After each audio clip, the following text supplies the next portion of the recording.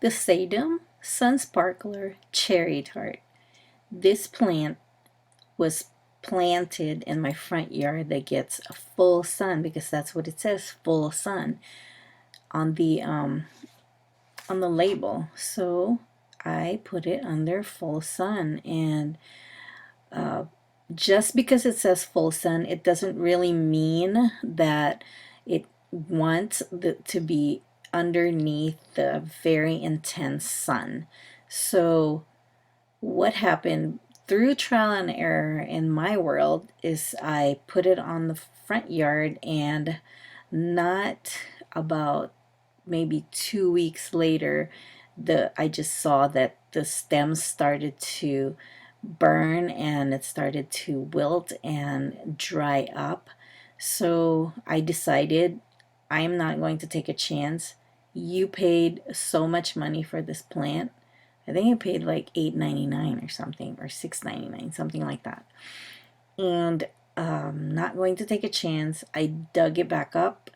I cut all the parts that are dried up, and I took some of the bottom leaves, so that it doesn't rot in the water. So I put them all in. I brought my sedum in. This is the one that I rescued from the front yard. It was getting way too much sun and heat.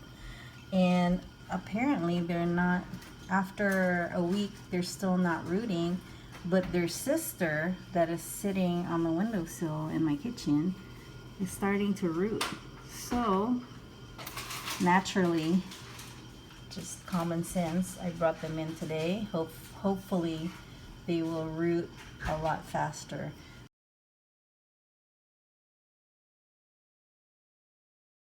Good morning from Napa, everyone.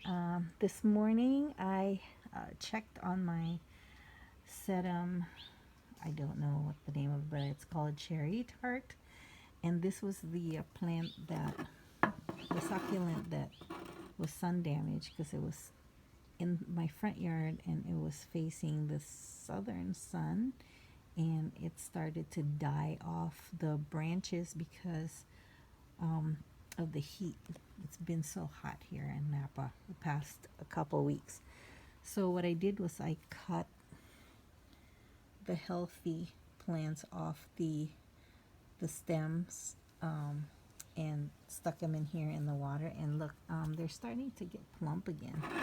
Just ignore this guy right here, but see how they're starting to get plump again, drinking in all the water. I took off all the bottom leaves that were dead, and now it's starting to grow roots. It's taking a while, but see, there's some root system going on there. And the other one that I had in a different vase, I planted it because it was growing roots already. So this morning I looked on my incubator. This is another plastic incubator where I put the dead plant in this pot, and I checked it this morning, and look at the new growth that's coming in. Can you see that? Yes, see all that?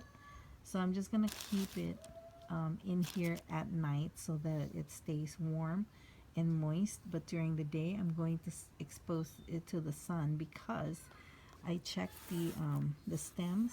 The stems were attached to it before, and it's starting to rot. So it was rotting on places like this guy right here. I'll show you. So this one, see how it's rotten, or it's dying, it's dry, but underneath, if you look close, there's a growth right in there. Right there. So I will cut it where it's dried and just get rid of that, because that's also sucking up all the energy from the nutrients.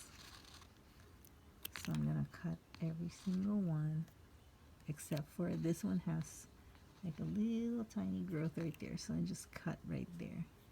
And then I'm going to continue to keep it in the incubator for a while until it maybe grows about this big. And I see all that growth coming in. So I just wanted to show you a quick update. And then here, so life gives you lemons and you have to make lemonade. So now because of all the roots that are starting up, instead of one plant, I have several plants.